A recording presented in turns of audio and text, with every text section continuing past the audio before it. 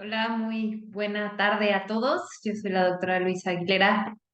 Como siempre, para mí es un placer poder compartir con todos ustedes. Muchísimas gracias, Santo, por permitirme otra vez estar aquí compartiendo acerca de algo que me apasiona y que sin duda pues es crucial para el paciente que vive con insuficiencia cardíaca y si lo ponemos todavía más en contexto para el equipo de enfermería que atiende al paciente que vive con insuficiencia cardíaca.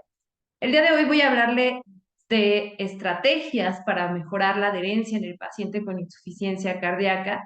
Y para esto voy a tratar de llevarlos de la mano por lo que he aprendido a través del tiempo que he trabajado con estos pacientes y por supuesto la evidencia científica. La pregunta de todos los días creo que en la consulta es el fármaco, ¿no? Y a veces vemos estudios, vemos que el paciente no viene bien, o incluso si el paciente viene estable, lo primero que le preguntamos es, ¿hoy sí se tomó su medicamento o ha tomado su medicamento de forma regular en las últimas semanas? Y en muchas ocasiones el paciente y el familiar voltean y se ven como o era todavía necesario tomarlo, tenía que tomarlo más allá de la primera caja, porque creo que más de una vez nos hemos encontrado con pacientes que creen que la receta, por alguna razón, aunque no diga solo por 30 días o solo una caja, debe ser por tiempo limitado, porque lo normal es que el paciente no quiera sentirse enfermo, que piense que esto va a ser transitorio, cuando sabemos que lamentablemente la insuficiencia cardíaca es una enfermedad que no se cura si no se controla, salvo el menor número de pacientes que pueden llegar a recuperarse, que menos del 5 o 3%. Pero hablemos específicamente de qué es la adherencia terapéutica. Y la definición por parte de la OMS es el grado en que el comportamiento de una persona, es decir, tomar medicamentos, seguir un régimen alimentario y ejecutar los cambios del modo de vida, se corresponde con las recomendaciones acordadas con el prestador de asistencia sanitaria. Es decir, si el paciente está siguiendo básicamente todo lo que nosotros le decimos en el día a día y con esto, por lo tanto, tener buenos resultados en el seguimiento de lo mismo. Pero la realidad es que en la mayoría de la literatura que ustedes ven, van a encontrar que el paciente no tiene en todos los casos el mejor comportamiento, la mejor adherencia, y esto probablemente también está muy ligado al tipo de condición crónica con el que el paciente está viviendo, ¿no? Y vean cómo solo el 30% del abandono de los fármacos de parte del paciente se debe a causas no intencionales como olvido o falta de habilidades para seguir el tratamiento. Es decir, la mayoría de los pacientes, el 70%, lo deciden. ¿Sí? Hay muy pocos pacientes que por alguna otra razón no lo están tomando, pueden ser económicas, puede ser que se les olvida constantemente, que no tienen un cuidador. El 70% elige no tomar el medicamento.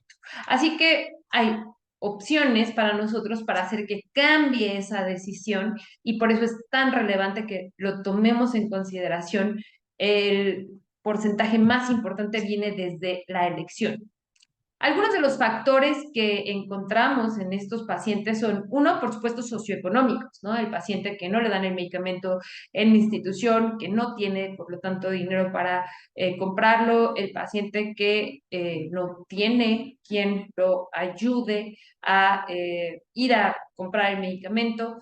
Está la parte del equipo o sistema de salud, cuando en ocasiones no tienen una asesoría, un seguimiento o no se dan las indicaciones correctas durante la consulta, los problemas relacionados con la enfermedad, el paciente se hospitaliza, el paciente se descompensa y no puede ir a comprar los medicamentos, o que el mismo paciente tenga complicaciones con otras enfermedades en donde ya no sepa qué medicamentos priorizar. La complejidad del tratamiento. A veces hacemos recetas que lamentablemente son complicadas y en insuficiencia cardíaca pues sí existen muchos panoramas así, en donde tome media de esta y un cuarto de esta y una de esta y esta 2 veces y esta mediodía. Y todo esto puede llegar a incomodar al paciente, además de los eventos adversos o los efectos secundarios, ¿no? El uso de diuréticos, por ejemplo, en donde el paciente se incomoda porque tiene que ir varias veces al baño, no quiere salir de casa o si va a salir de casa, elige no tomar el fármaco para no estar con un incremento en la diuresis. Y los problemas relacionados como tal a el paciente, que regresamos a esta parte de la decisión. Algunas de las soluciones, por lo tanto, sería participación activa y responsable de los pacientes, ver cómo involucrarlos, educarlos, dar indicaciones claras y material sencillo y uso de tecnología para esto, utilizar o hacer un equipo multidisciplinario y, por supuesto, ser un profesional de la salud cercano, estar pendiente a través de múltiples estrategias de ellos y hacerlos sentir acompañados. Y un poco de eso les voy a hablar también el día de hoy. Yo les voy a contar lo que hacemos nosotros en la consulta usualmente. Nosotros tratamos de explicarle al paciente que la salud cardiovascular o la salud en este caso en insuficiencia cardíaca depende de cuatro cosas, es decir, cuatro bases fundamentales que sería lo equiparable a una mesa que tiene cuatro patas. El primer punto sería la relación médico-paciente, es decir, cómo nosotros vamos a darle indicaciones al paciente, dar una adecuada receta, que se entienda, que deje muy claro los horarios en los que tiene que tomar el medicamento, para qué es cada fármaco, porque créanme, si ustedes le explican al paciente este medicamento, si se lo toma, va a disminuir 20-30% la mortalidad por insuficiencia cardíaca y la probabilidad de que regrese al hospital, el paciente le va a dar un valor. Si ustedes solo lo recetan y no le explican al paciente por qué va a tomar lo que va a tomar, es muy probable que el paciente no tenga esa necesidad de tomar el medicamento. Además, tenemos que ser claros en el seguimiento y explicarle al paciente que incluso si se siente perfectamente bien, debe regresar a consulta porque hay ocasiones en que las evaluaciones que hacemos encuentran cosas muy finas que no generan síntomas, pero que son importantes de corregir. Por lo tanto, la adherencia al seguimiento es crucial incluso cuando están asintomáticos y que es algo que los acompañará, insisto, el resto de su vida y que también debe haber una buena comunicación entre ustedes y ellos, de tal forma que si el paciente se enferma de algo, le da gripa, una diarrea, lo que sea, y le dan otro fármaco para ese tipo de padecimientos o tiene otra nueva condición en el transcurso de los años, nos hagan saber esto y veamos que no haya ninguna interacción farmacológica o algún fármaco que les estén recetando que pueda descompensar la insuficiencia cardíaca y por lo tanto poner en riesgo al paciente. Bien, la siguiente patita es el ejercicio. Sabemos que el que no se mueve pierde y en insuficiencia cardíaca no es la excepción. El realizar actividad física, de preferencia a través de un programa de rehabilitación cardíaca, si su centro se los permite, sino el realizar actividad física de forma diaria, nos va a ayudar a incrementar la posibilidad de que podamos mejorar el tratamiento farmacológico también del paciente, pero no solo eso, sino también incrementar la calidad de vida del paciente. Por lo tanto, debemos explicarles y buscar una estrategia controlada también posterior a realizar una prueba de esfuerzo para que el paciente empiece a realizar actividad física de forma vigilada en un mundo perfecto y si no se puede buscar el cómo sí realizar actividad física. El tercer punto o la tercera patita de la mesa es la alimentación. Incrementar la conciencia sobre comer saludable y no necesariamente llamarlo dieta. Saber que la dieta hiposódica no ha demostrado un beneficio, sino que puede incluso aumentar la depresión y que el paciente no quiera comer porque la comida le sabe mal. Hoy tratamos de que la sal sea lo normal, lo que le ponemos a la comida, que no sea mucha y que tratemos de evitar el exceso de sodio, eso sí, tratar de incrementar la conciencia sobre una dieta sostenible en el tiempo, saludable y que el paciente no lo sufra, sino que aprenda a comer de una forma rica y nutritiva. Usualmente esto pues hay que acompañarlo del servicio de nutrición. Nosotros como enfermeras o enfermeros o como cardióloga no deberíamos estar dando recetas. Sí, tenemos conocimiento, pero no es nuestra pues responsabilidad y por lo tanto tampoco nuestras principales habilidades el hacer una dieta individualizada. Por lo tanto, las recomendaciones nutricionales deben venir de nutrición y se tiene que trabajar con nutriólogos que comprendan también la enfermedad. Y por último, y no menos importante, la salud mental. Paciente deprimido, un paciente ansioso, un paciente estresado, que no trabaja esta parte con el equipo de profesionales de la salud preferentemente, es un paciente que está destinado a también tener muchísimo menos adherencia al tratamiento. De nada sirve que un paciente haga ejercicio, coma bien y se tome sus medicamentos si vive deprimido, ansioso o aislado socialmente. Por lo tanto, dentro de nuestra evaluación en la consulta debemos siempre identificar en estos 4 puntos donde podemos ayudar. El tema de salud mental es un tema complicado porque el paciente usualmente no está acostumbrado a que se le hagan estas recomendaciones de ir al psicólogo. Hay poca apertura, sobre todo en las personas con mayor edad. Creo que los jóvenes a veces es un poco más sencillo, pero sí hay que buscar el cómo incrementar la salud mental si el paciente no accede a ir a psicología, buscar otras herramientas, ya que sea ir a algún tipo de clases, a algún tipo de actividad lucrativa, recreativa, perdón, algún tipo de situación que les dé placer, libros, darles videos que les ayuden con esta parte, pero sí estamos nosotros como profesionales a cargo pendientes de esta parte. Como ven, el 75% depende del paciente, ¿no? Y si nosotros no hacemos una adecuada mesa, por así decirlo, o equilibrio, donde todo es importante, el paciente probablemente va a regresar a la consulta. Y este equilibrio no es nada más para el paciente, y tenemos que preguntarlo, sino también para nosotros, porque nosotros somos el ejemplo de esto. Entonces, si ustedes ven, nosotros podemos cambiar muchísimo la percepción de responsabilidad sobre su salud cardiovascular del paciente y tal vez la pregunta no debería de ser si hoy se tomó su medicamento, sino si ya educaron ustedes a su paciente con enfermedad cardiovascular y que realmente esa sea la principal causa por falta de adherencia está en mi mente todo el tiempo, ¿no? Yo creo que sí, hay pacientes que a pesar de que les expliques no van a responder, pero la verdadera pregunta es, ¿qué estamos haciendo nosotros para que ese paciente no caiga otra vez en una descompensación? La vida real de los pacientes, este es un masculino de 47 años, es fumigador, se diagnosticó con insuficiencia cardíaca hace 4 años, antes de llegar a nuestra clínica, tuvo múltiples inicios de tratamiento y lo abandonaba. En esa ocasión regresa a atención cardiológica por primera vez con nosotros porque tenía palpitaciones, presíncope, dormía sentado, tenía disnea de reposo y como pueden ver ahí, tiene una fracción de eyección reducida. Por otra parte, este paciente ya entra a toda la parte que implica nuestra clínica de insuficiencia cardíaca, en donde incluye la educación virtual, ¿no? Aquí están los pacientes, bueno, tapamos su carita por obvias causas en educación, y aquí empieza el paciente también con la parte de rehabilitación hasta llegar posteriormente a una mejor evaluación, ¿no? Entonces, vean cómo todo el proceso de antes a después empieza a mejorar la calidad del paciente. Y esto no es raro, hoy sabemos que el impacto de las intervenciones de todas las causas de mortalidad en insuficiencia cardíaca, si nosotros las comparamos, el realizar actividades con un equipo multidisciplinario que ven ustedes aquí en verde, impacta también en una reducción del riesgo relativo del 25% en este punto, ¿no? Además de todo lo que hacemos de fármacos y dispositivos que ustedes van a tener otras clases.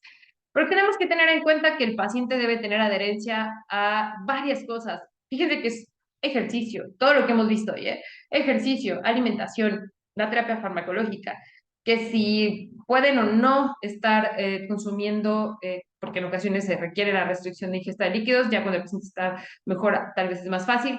Luego el paciente debe llevar un automonitoreo, educación y un montón de citas con profesionales de la salud si es que estamos haciendo bien las cosas desde cardiología, y a veces no es solo cardiología ni insuficiencia cardíaca, a veces tienen que ir con electrofisiología, con rehabilitación cardíaca, con nutrición, psicología y el resto de comorbilidades, si el paciente tiene POC, si el paciente tiene diabetes, si el paciente tiene alguna otra condición oncológica, por lo que se vuelve un montón de trabajo y un montón de indicaciones para el paciente. Y es por eso que no es raro ver que cuando vemos qué éxito tenemos en algunas cosas, pues dependerá mucho del tipo de paciente, el tipo de país y el tipo de sistema de salud. De tal forma que puede haber adherencia desde el 22 al 88%, así como automonitoreo del 2,5 al 83% de éxito. Vean cómo la cantidad de opciones son inmensas.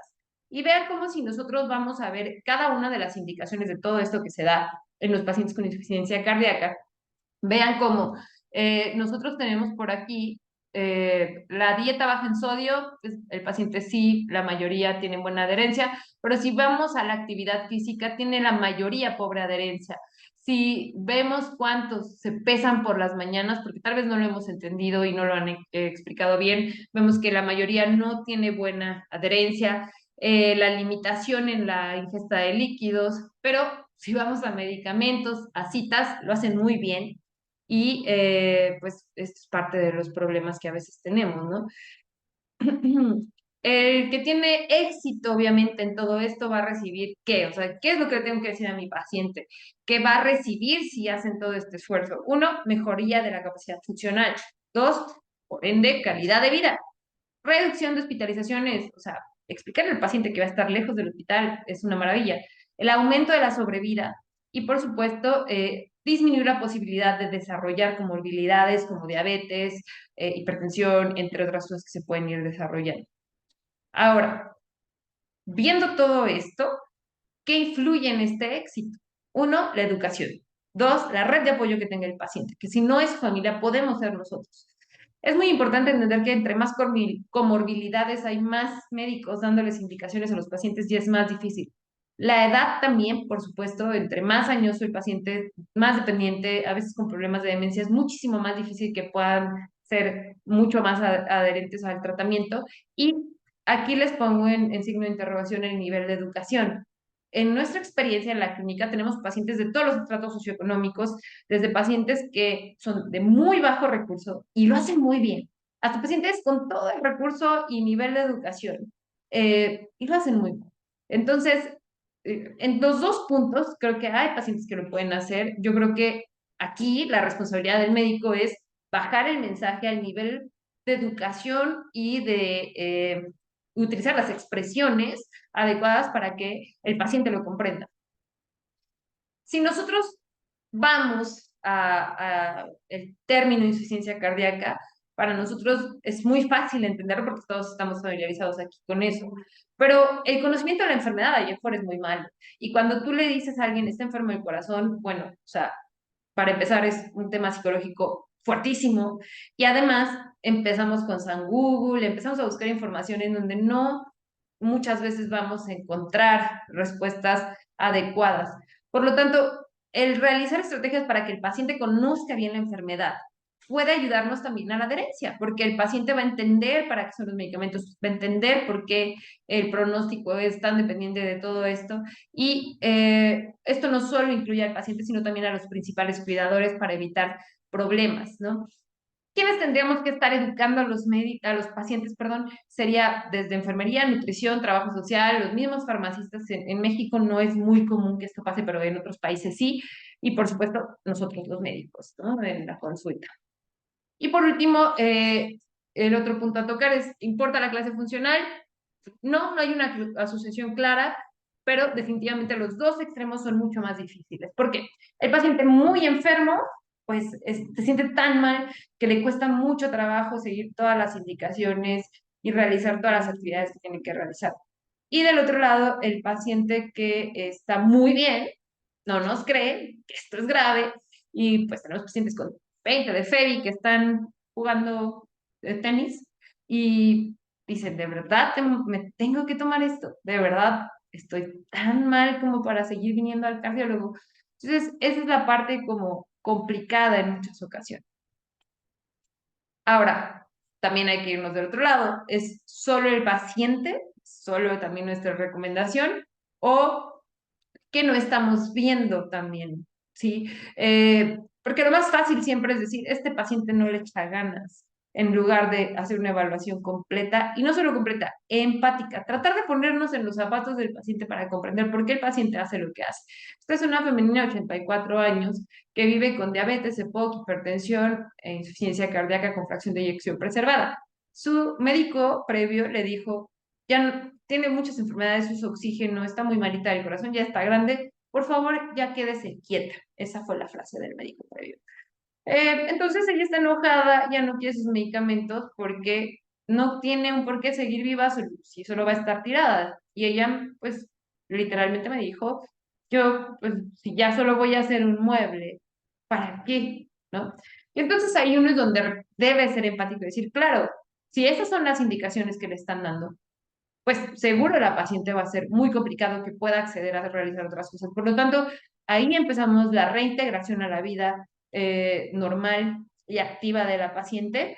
Y después del tratamiento farmacológico, se dan indicaciones para que ella empiece a hacer ejercicio y vean cómo ahí estamos ya en movimiento, con todo y oxígeno. Ojo, es una paciente de bajo recurso, como ustedes pueden ver ahí, y también vean cómo sale a caminar la familia, la red de apoyo importantísima la ayuda, y eso nos permite que ella recupere la felicidad, baile, haga, y ahí está cantando sus canciones rancheras, ¿no? Entonces, es súper importante todo esto para entender que el paciente pues necesita un acompañamiento completo. Y esto incluye el enseñarles a automonitorearse, el que ellos sepan cómo monitorear cada uno de los parámetros que son importantes en insuficiencia cardíaca, que nosotros les expliquemos qué herramientas se necesitan y para qué son cada cosa. Y esto lo podemos hacer simplemente a través de la educación, por medio de la tecnología. O sea, yo sé que hay sitios, por ejemplo, yo sé que Santos tiene su centro en donde puede hacer esto en físico. Nosotros, pues para bien o mal, sí tenemos para hacerlo. Sin embargo, es nuestra población, usualmente no todos viven en Guadalajara. Y muchos de ellos son activos y ellos no quieren venir a clases en presencial. Y, por ejemplo, ahí, de esos pacientes que ven ahí, solo dos son de Guadalajara y el resto son de fuera. Y actualmente tenemos las clases que son cada miércoles. Si alguien tiene pacientes que quiere invitar, hablen con Jesús o conmigo y con todo gusto serán bienvenidos. Y estas clases nos ayudan justo a llevarlos de la mano por 8 a 9 sesiones donde vemos todos estos puntos. Y es que realmente no es solo darles las herramientas en el conocimiento, sino también llevarlo a la acción. Aquí tenemos a varios de nuestros pacientes que están tomando cursos incluso de RCP virtual, en donde les donamos herramientas para que ellos lo puedan practicar desde casa. Y hemos creado otro tipo de formas de llevar información. Es una aplicación en nuestra organización de Salvando Latidos. No estoy muy segura si esto se va a escuchar, pero hemos implementado también a niños que explican las enfermedades cardiovasculares.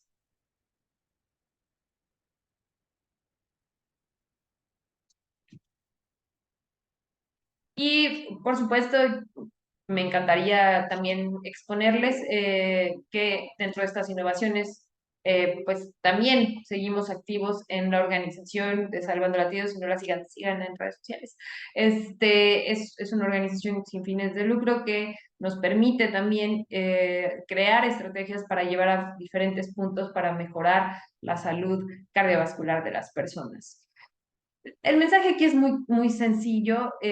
No dejemos todo al paciente, ¿sí? La falta de adherencia es el resultado de múltiples factores. No depende nada más del médico, definitivamente, pero creo que depende principalmente de los profesionales de la salud. Si nosotros acompañamos por medios de educación y herramientas sencillas a los pacientes, seguro va a haber más posibilidades de que el paciente tenga adherencia. No hay que limitar al paciente. El mensaje de usted ya está mal, esto es muy grave, ya no va a poder hacer, es muy malo y afecta muchísimo la psicología del paciente. Nosotros tenemos que motivar al paciente. El utilizar frases como, sí, esto es delicado y puede llegar a ser mortal, sí, pero también tiene un rango importante de cosas que podemos hacer para tratar de mejorar su calidad de vida. eh, Al final es lo único que podemos garantizar, que nosotros podemos mejorar los síntomas, que podemos incrementar la sobrevida, pero no sabemos cuánto, porque sabemos que estos pacientes son sumamente lábiles y sin importar la edad, pues van a tener desenlaces malos.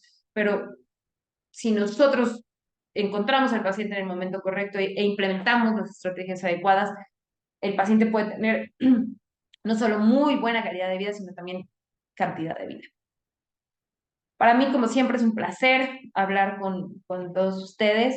Les dejo mis redes sociales. De cualquier forma, también Los invito a que sigan nuestras redes de nuestra clínica de insuficiencia cardíaca y las redes de Salvando Latidos, donde pueden encontrar información de calidad para sus pacientes. Y por supuesto que yo dejo la puerta abierta para que si cualquiera de ustedes tiene la inquietud de conocer más acerca de nuestro programa de educación, enviar pacientes o ser parte del mismo, son súper bienvenidos. Va a ser de verdad un gusto poder pues tener actividades en conjunto y espero poder conectarme con ustedes para las preguntas. Un abrazo.